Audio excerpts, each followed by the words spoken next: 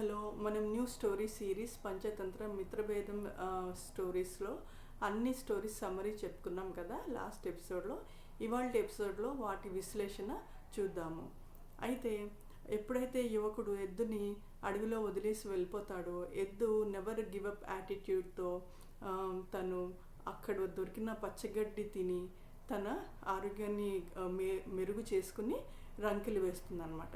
అంటే ఎవరు మందు మాకు తీసుకురాలేదని వెయిట్ చేయకుండా.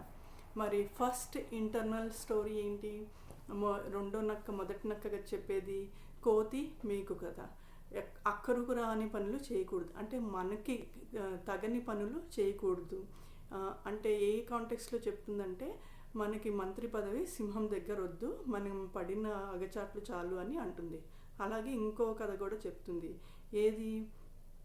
మరి గాడిద ఇంకా కుక్క. ఎప్పుడైతే దొంగలు పడ్డప్పుడు కుక్క మొరవాలో కుక్క మొరవదు, అంటే తన నాయకత్వ బాధ్యతలు నిర్వహించదు. అప్పుడు ఎప్పుడైతే గాడిద నిర్వహించిందో గాడిదకి వినాశనం తప్పలేదు. మరి థర్డ్ స్టోరీ ఏంటి? ఇద్దరు స్నేహితుల మధ్య ఒక గురువు నష్టపోతాడు ధనం పరంగా.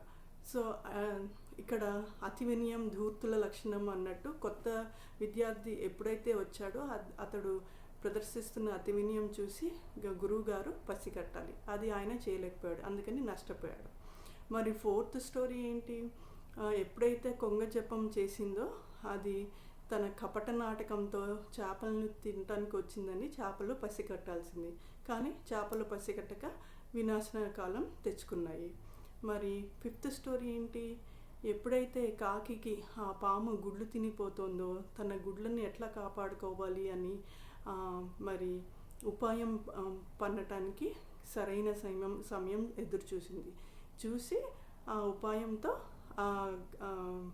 సైనికుల చేత ఆ పాము పుట్టను చంపించి పామును చంపిస్తుంది అన్నమాట. అట్లాగే మరి నెక్స్ట్ కథ ఏంటి?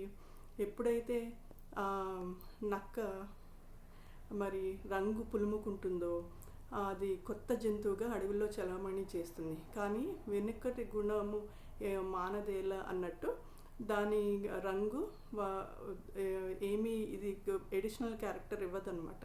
తన అరుపులు విని కుక్కలు దాన్ని నాశనం చేసేస్తాయి. మరి డీరు లయన్ కథ ఏంటి?